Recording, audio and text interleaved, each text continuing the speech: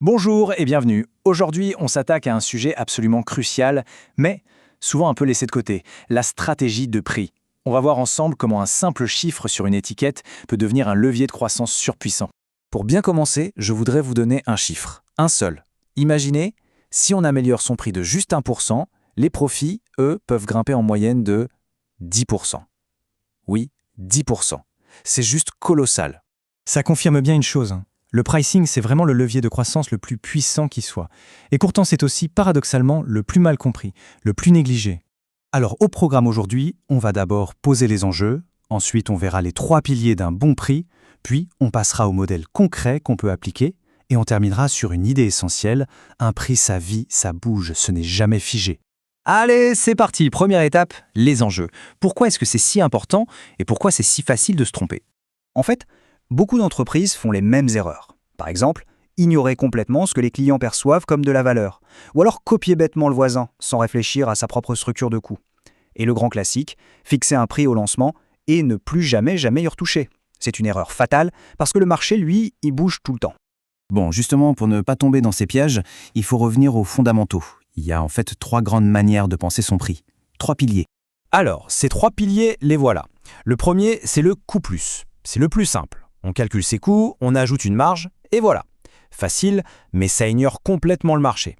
La deuxième approche, c'est de regarder la concurrence. On se met au même niveau, ou un peu au-dessus, un peu en dessous. C'est prudent, mais ça peut vite mener à une guerre des prix où tout le monde perd. Et enfin, la troisième, la plus stratégique, la tarification basée sur la valeur. Là, la question n'est plus combien ça me coûte, mais combien de valeur j'apporte à mon client. C'est plus complexe à mesurer, c'est sûr, mais c'est là que se cache le vrai potentiel de profit. Et cette idée de valeur, elle est absolument centrale, surtout en B2B. Comme le dit cette citation, le client n'achète pas juste un produit, il achète une promesse de résultat, de fiabilité, de support, et ça a un prix. Ok, on a nos fondations. Maintenant, comment on construit la maison? Autrement dit, quels sont les modèles concrets qu'on peut utiliser? Passons-les en revue. Premier modèle, ultra connu, le freemium. Le principe est simple, c'est un produit d'appel. On offre une version de base gratuite pour attirer le plus de monde possible. Le but du jeu, c'est l'acquisition de masse, en espérant qu'une partie de ces utilisateurs gratuits finira par passer à la caisse pour avoir accès à plus de fonctionnalités. Et des exemples, on en connaît tous. Spotify qui nous laisse écouter de la musique avec des pubs, Dropbox qui nous donne un petit peu d'espace de stockage ou Canva pour faire des designs simples. La stratégie est maligne. Il nous donne assez de valeur gratuitement pour qu'on s'habitue à l'outil et le jour où on a besoin de plus, l'upgrade semble tout à fait logique. Autre grand classique, l'abonnement, souvent décliné en plusieurs niveaux. Là, on change de logique. L'objectif, c'est la rétention, la fidélité. On cherche à construire une relation sur le long terme qui génère des revenus prévisibles tous les mois ou tous les ans.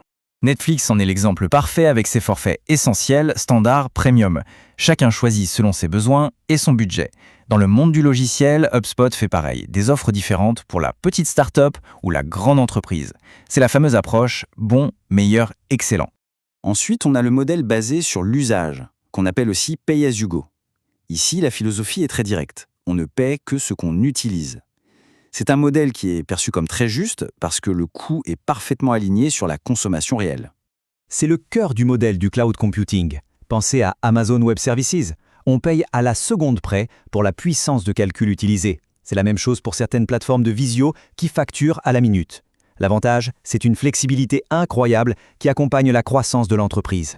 Et pour finir cette sélection, un modèle un peu différent, l'écrémage. C'est une stratégie qu'on voit beaucoup pour les nouvelles technologies. L'idée, on lance le produit à un prix très élevé pour toucher d'abord les passionnés, les early adopters, ceux qui veulent absolument la nouveauté et sont prêts à payer le prix fort pour ça. Le champion de toute catégorie de l'écrémage, c'est évidemment Apple avec ses iPhones. Chaque nouveau modèle sort à un prix premium. Ça permet de rentabiliser la recherche et développement et de renforcer l'image de marque. Et puis, au fil du temps, le prix baisse, ce qui permet de toucher un public de plus en plus large. Les consoles de jeux comme la PlayStation ou la Xbox font exactement la même chose. Ok, on a vu les modèles. Mais attention, le travail ne s'arrête pas là. En fait, il ne fait que commencer. Parce qu'un prix, ce n'est pas gravé dans le marbre. Les entreprises qui réussissent le mieux sont celles qui voient le pricing comme un processus continu d'optimisation. Alors, est-ce qu'un prix est définitif? La réponse est un non catégorique. Il doit évoluer avec le temps. Et comment on fait évoluer son prix intelligemment? Eh bien, en se basant sur les données, pas sur l'instinct. Ça veut dire qu'il faut mettre en place une véritable routine. D'abord, suivre de près ces indicateurs clés. Le taux de conversion, la valeur vie client. Ensuite, il faut oser tester, faire de l'A/B testing sur des offres, sur des prix. Bien sûr, garder un œil constant sur ce que font les concurrents. Et le plus important, parler à ses clients. Recueillir leurs retours, comprendre ce qui a vraiment de la valeur à leurs yeux. Et si on doute encore de l'importance de cette optimisation, ce chiffre devrait convaincre. Une étude de la Harvard Business Review montre que 85% des entreprises B2B estiment que leur pricing est perfectible. C'est un gisement de croissance absolument gigantesque qui dort juste sous nos yeux. Et cette optimisation par la donnée, elle va prendre une toute nouvelle dimension avec l'intelligence artificielle.